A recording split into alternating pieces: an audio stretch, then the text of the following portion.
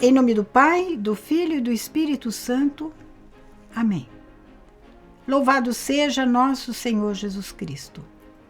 Que a paz e a alegria de Jesus estejam em todos os corações. Hoje eu vou começar o nosso programa, que tem como título Se Eu Não Tiver Caridade. Vou começar esse programa de uma forma um pouco diferente. E vou começar exatamente proclamando um trecho da primeira carta de São Paulo, capítulo 13, versículos de 1 a 7. Ainda que eu falasse as línguas dos homens e dos anjos, se não tiver caridade, sou como o bronze que soa ou como o símbolo que retine. Mesmo que eu tivesse o dom da profecia e conhecesse todos os mistérios e toda a ciência, mesmo que tivesse toda a fé, a ponto de transportar montanhas, se não tiver a caridade, não sou nada. Ainda que eu distribuísse todos os meus bens em sustento dos pobres, e ainda que entregasse o meu corpo para ser queimado, se não tiver caridade, de nada valeria. A caridade é paciente, a caridade é bondosa, não tem inveja, a caridade não é orgulhosa, não é arrogante, nem escandalosa, não busca os seus próprios interesses, não se irrita, não guarda rancor. Não se alegra com a injustiça, mas se rejubila com a verdade. Tudo desculpa, tudo crê, tudo espera, tudo suporta. Estamos comentando hoje a oração da coleta do 5º domingo da Quaresma do ano C. E ela vai falar sobre a alegria na caridade. Vejam como o que pedimos para o Senhor. Rezemos. Senhor nosso Deus, dai-nos por vossa graça caminhar com alegria na mesma caridade que levou o vosso Filho a entregar-se à morte no seu amor pelo mundo. Por nosso Senhor Jesus Cristo, vosso Filho, na unidade do Espírito Santo. Amém. Pedimos ao Pai que o Espírito Santo transborde alegria no nosso coração, para caminharmos segundo a mesma caridade, o mesmo amor que ardia no coração de Jesus pela salvação da humanidade. É assim que deve ser o coração de cada cristão, que é feito pelo seu batismo um missionário, um pregador, silencioso ou usando a palavra. Todos nós somos evangelizadores. E por isso a caridade tem que ser vivida na alegria. Uma alegria que não é aquela que o mundo conhece. Não é aquela alegria ao nível humano, carnal. Esta alegria humana, ela é mutável. Muda conforme a situação. Muda conforme o humor. E nós, cristãos, não podemos viver apenas de uma alegria humana. Nós temos que nos deixar conduzir, possuir pelo Espírito Santo. Porque em nós, ele vai fazer com que este fruto da alegria exale através da nossa atitude, através do nosso comportamento, através da nossa palavra. Proclamar Deus com alegria, não para seduzir os outros, mas proclamar a Deus com alegria, porque não tem outro jeito de proclamar a Jesus Cristo, senão fazendo com que essa transmissão, evangelizar é transmitir vida, essa transmissão das verdades nas quais nós acreditamos, é ela que nos plenifica da alegria e da paz do Senhor. Uma alegria que não está sujeita à mudança climática, não está sujeito à variação do meu temperamento. É aquela alegria que permanece, como o amor de Deus. O amor de Deus é permanente. O amor de Deus não se altera.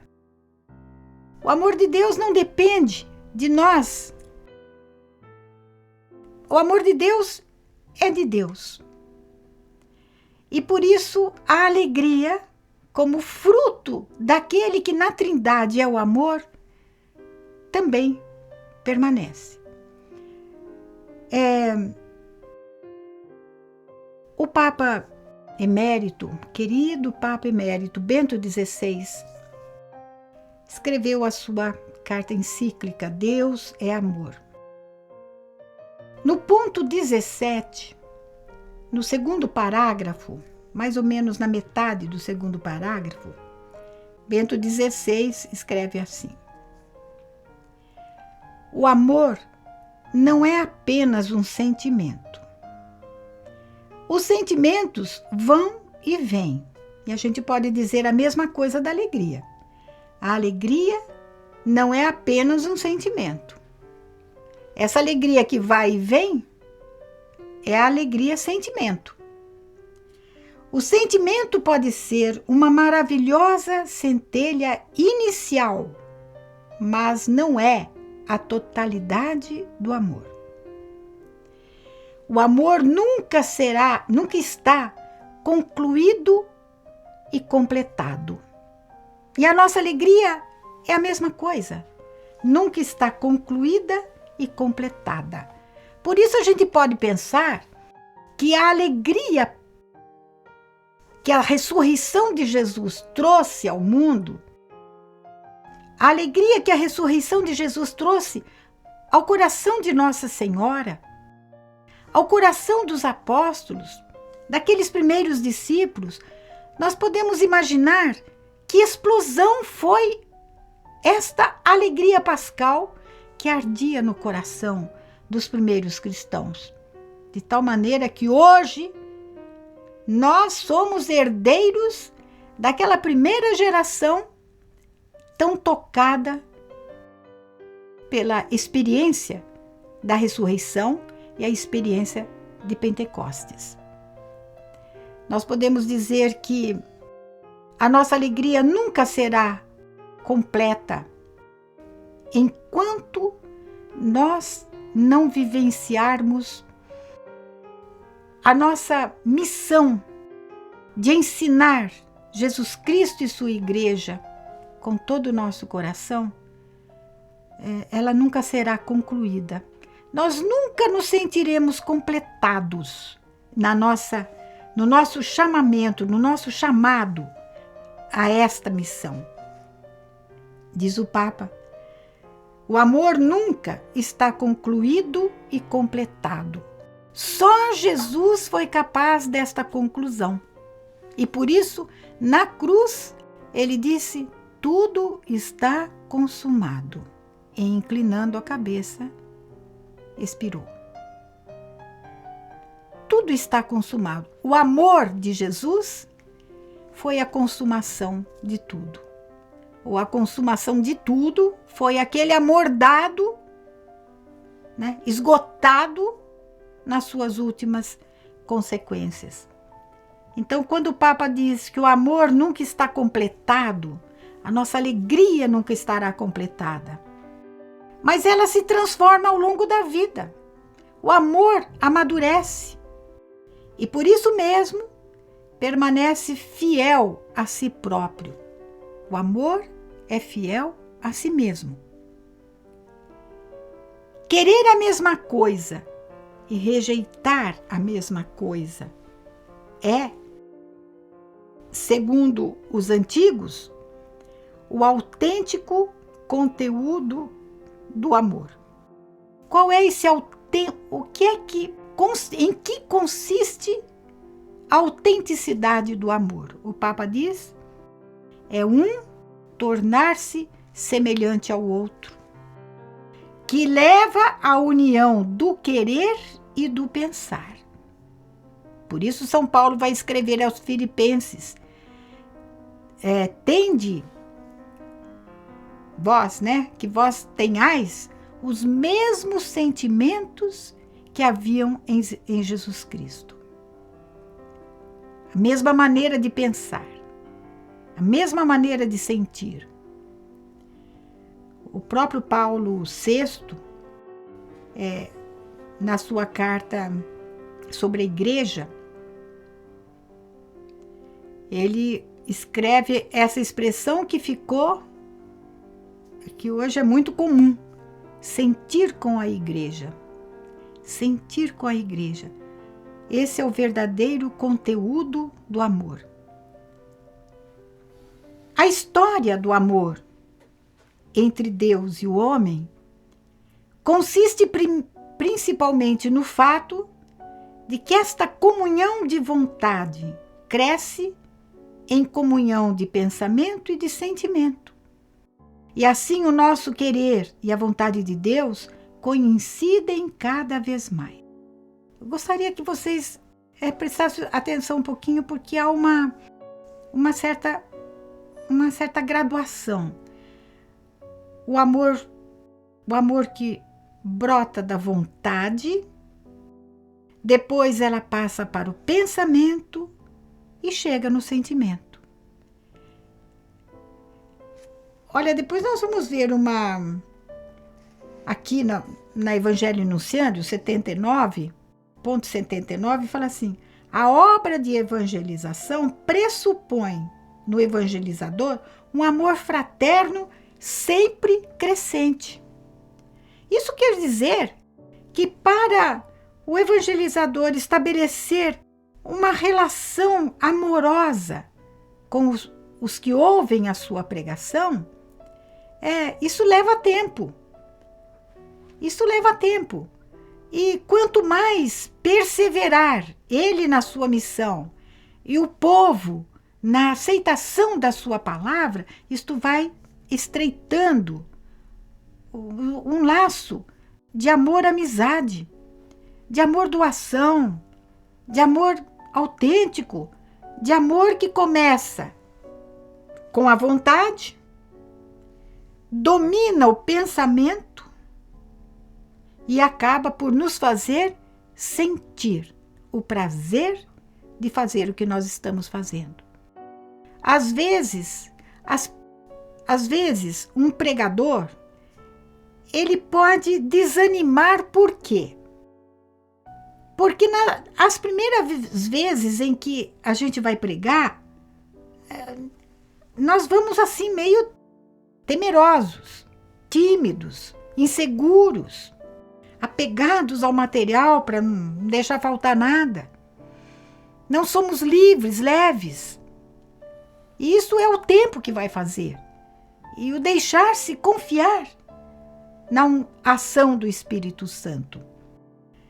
Então, se você quiser começar a ser um evangelizador, um catequista, partindo do amor-sentimento, eu preciso sentir uma emoção de todo tamanho, você não vai sair, vai até ser, mas fogo de palha. Amor, sentimento, alegria, sentimento, fogo de palha, como dizia no começo. Se as ondas mudarem, aí vai tudo água abaixo, né? Dá furo na canoa. Então, o nosso querer e a vontade de Deus coincidem cada vez mais. Isso é o amor verdadeiro.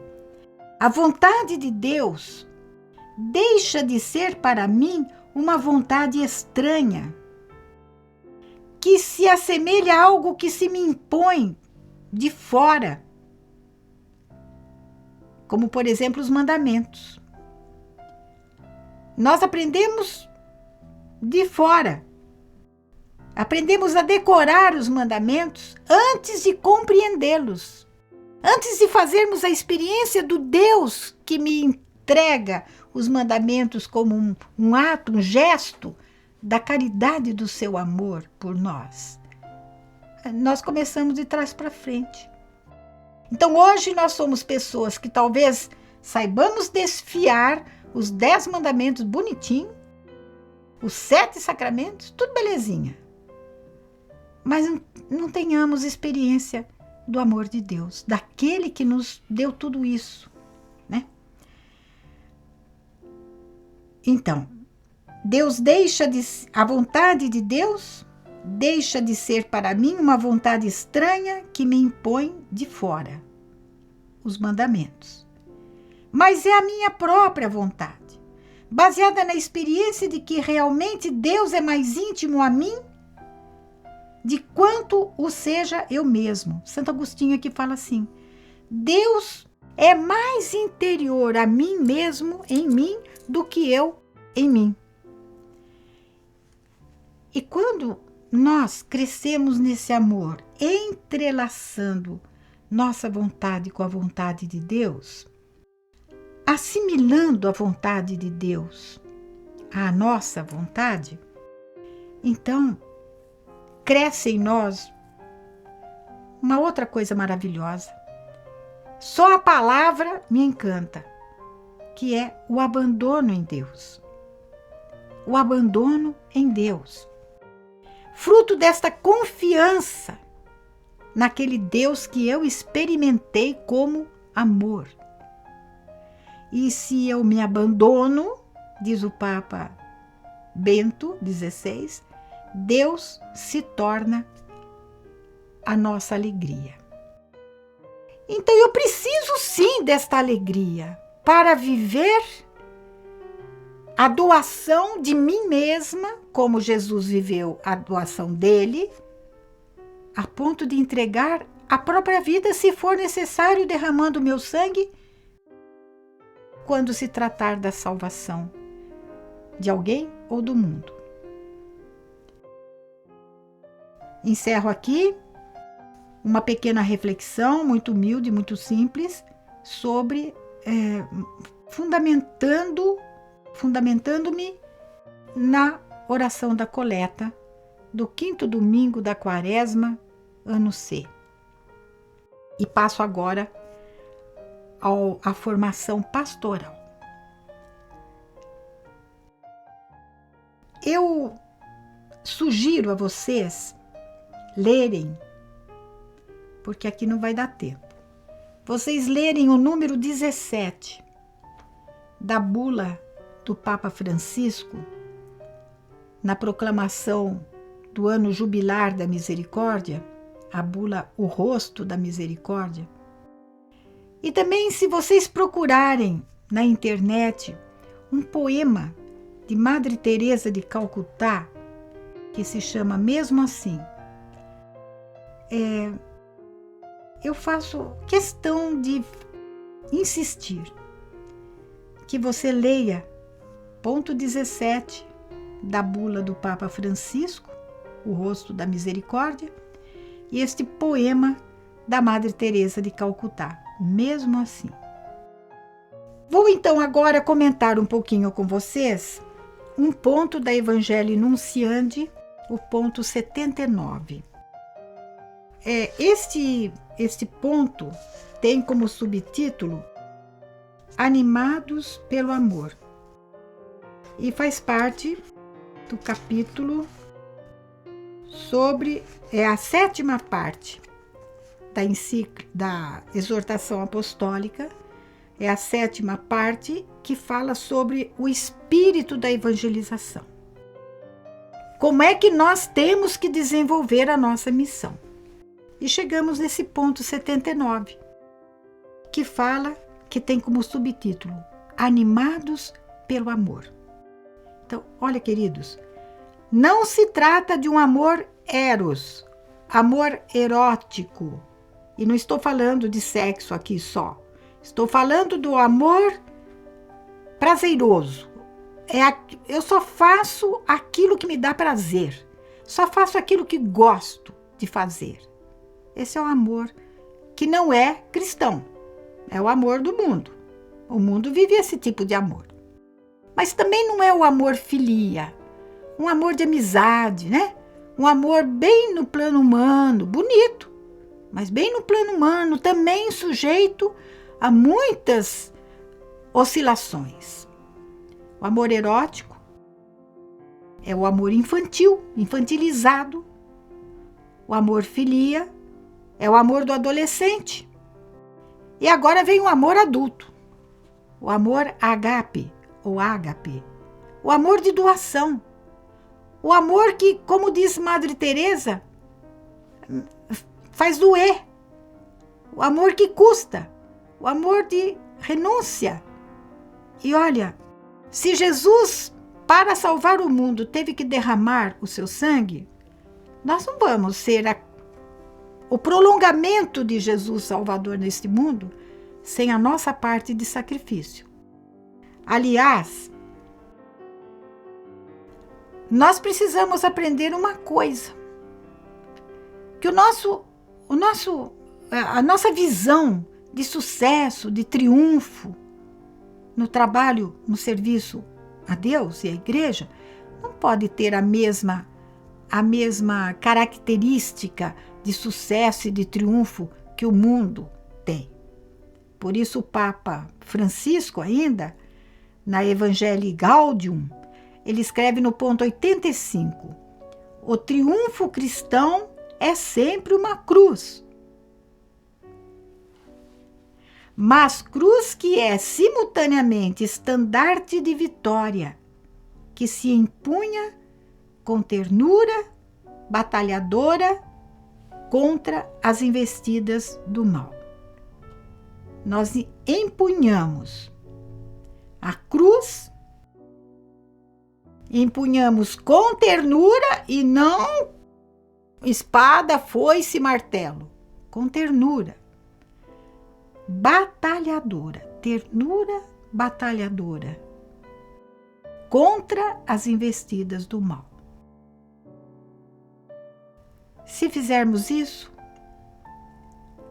a obra evangelizadora certamente produzirá frutos de sucesso, cumprirá a sua missão. Eu não preciso ver, porque se eu trabalhar e quase que exigir de Deus ou de mim mesma, eu gostaria tanto de saber se deu resultado a minha pregação, não faça isso. Porque aí pode entrar a vaidade, pode entrar a autossuficiência e pode entrar um monte de coisa que vai enfraquecer o seu dom, o seu ministério da palavra. Então eu quero agora comentar um pouquinho, cheguei lá, né? Comentar um pouquinho esse ponto 79 da Evangelii Nunciandi. Então, como eu já falei para vocês, a obra da evangelização, portanto da catequese também, pressupõe no evangelizador um amor fraterno sempre crescente. Olha, eu não sei se é a experiência de vocês, mas quantas pessoas já passaram por mim? Muitas, milhares. E vira e mexe, tem aquela pessoa que você não sabe por quê, mas você não cruza com ela. Você acha antipática, não tem afinidade, nananana, mas na medida em que ela está lá, insistindo em te escutar, e você insistindo em pregar, em falar, isso vai nos obrigando a mudar também o nosso interior. E a graça de Deus vai à nossa frente. Vai crescendo. É um amor fraterno que tem que crescer. Como se fosse uma massa de pão, onde você põe o fermento e a massa sozinha vai crescendo. Aquele modelo de evangelizador que é o apóstolo Paulo, escrevia aos Tessalonicenses estas palavras que são para todos nós um programa. E Paulo escreve aos Tessalonicenses uma coisa maravilhosa. Ele diz assim para os seus: tanto bem vos queríamos, que desejávamos dar-vos não somente o Evangelho de Deus, mas até a própria vida, de tanto amor que vos tínhamos. Este testemunho de Paulo tem que nos questionar. Paulo apóstolo, que não dava moleza não, ele era duro. Mas ele, num certo momento, ele amolece. Ele se transforma em ternura. E diz, olha, nós chegamos a um ponto de querer vocês tão bem, de amar vocês de tal maneira que ensinar Jesus para vocês, para nós, ficou pouco. Nós não queríamos só ensinar, queríamos dar a nossa vida. Dar a nossa vida por vocês. E Paulo VI faz a pergunta: de que gênero é esta afeição de Paulo pelos seus filhos espirituais da Tessalônica? É muito maior do que aquela que pode ter um pedagogo. Infelizmente, hoje, na nossa sociedade, se estabeleceu uma relação entre mestre e aluno muito deteriorada. Muito. O professor não é mais o educador. O professor não é mais o pedagogo. Ele é um trabalhador do ensino, com sindicato, com direitos, deveres, mais direitos do que deveres, com horário, bate ponto, tira ponto, e acabou. Não tem tempo, né? De uma forma geral, certamente tem aqueles que são apóstolos na educação, mas não tem mais tempo. Percebeu aquele aluno sonolento, percebeu o outro distraído demais, percebeu aquele que está triste, abatido, abalado, e não tem tempo para chamar, para perguntar. O interesse que nós demonstramos por aqueles que vêm escutar a palavra do Senhor na nossa casa, no nosso ambiente, no nosso grupo, precisa sim também de uma abordagem pessoal. Não é tratar a massa. Existe esse momento, graças a Deus, em que você vai pregar para muitas pessoas, para um grupo de pessoas. Mas o pregador tem ouvidos atentos, olhos atentos, coração atento, para perceber qual é aquele que precisa de mim agora. Para quem Jesus está me chamando para dar a vida, dar tempo, dar papo, dar conselho, ouvir, basta ouvir. E Paulo ainda vai falar, Paulo VI, né? Muito maior do que aquela afeição que pode ter um pedagogo. A afeição de Paulo é uma afeição de pai. E mais ainda, a afeição de uma mãe. É uma afeição assim que o Senhor espera de cada pregador do Evangelho e de cada edificador da igreja. Nós podemos nos esconder, nos ocultar, fugir deste simples parágrafo de Paulo VI, diz, mas o mundo está corrido demais, eu não vejo a hora de chegar em casa, eu não tenho tempo, eu estou sobrecarregado, e não tenho tempo. Não é assim? A vida não está se tornando uma loucura? Está. Mas eu conheço pessoas aqui da nossa comunidade, graças a Deus, que apesar de toda a loucura, quando chega aqui na nossa casa, que cara maravilhosa, gente, que coisa linda. E eu sei que vem aqui, se enche, se abastece para derramar-se lá fora, na confusão, no turbilhão. Ainda mais agora, né, gente, que o Brasil está passando por esta situação, que eu não vou falar aqui, mas vocês sabem qual é. Nós estamos gravando esse vídeo no dia 17 de março de 2006 e vai ficar para a posteridade. Daqui 50 anos, alguém vai falar, nossa, o que será que aconteceu em 17 de março de 2016? Alguém vai lá na internet, se é que ainda estaremos na internet, né? Enfim, vai pesquisar e vai ver a confusão que existe na sociedade brasileira hoje. Mas o Papa Paulo VI coloca 4 sinais do amor que tem que ser que tem que merecer de nós uma atenção especial. Primeiro sinal de amor é a preocupação de comunicarmos a verdade e de introduzir todos na unidade. Comunicar a verdade e introduzir na verdade. Manter a unidade. Favorecer, construir a unidade. Sinal de amor.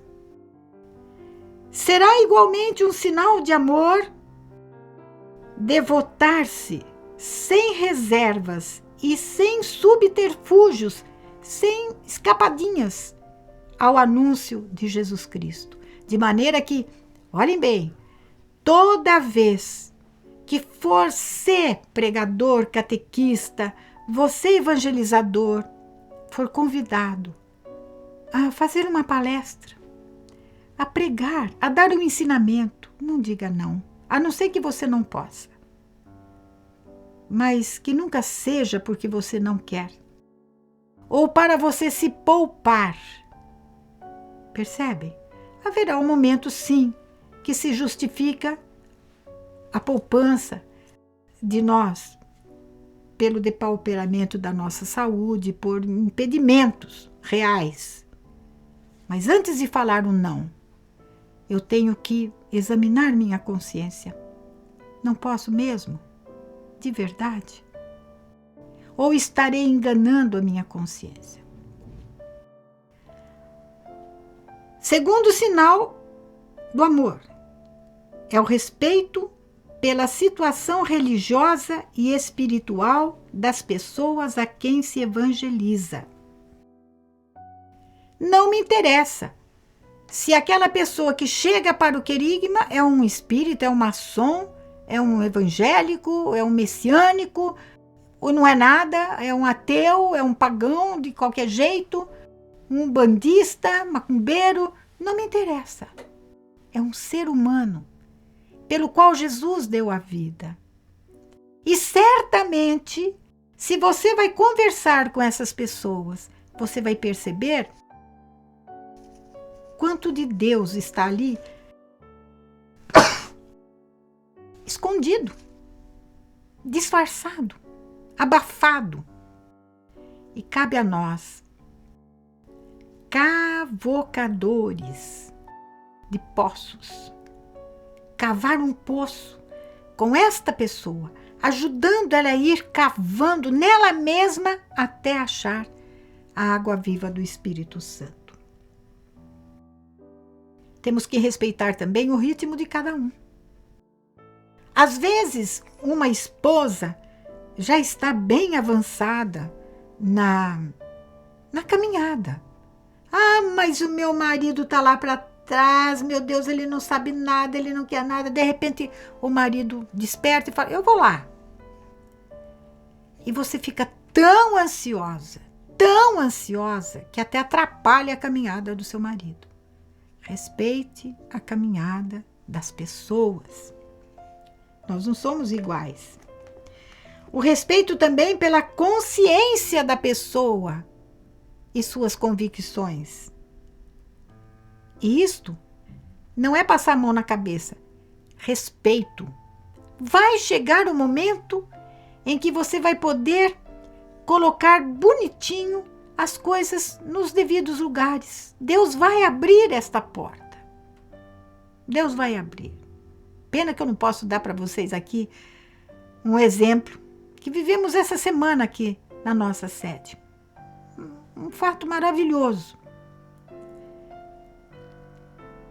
Respeitar as convicções e contar que o Espírito Santo vai desmoronando as convicções baseadas na areia, as convicções baseadas na mentira, na falsidade,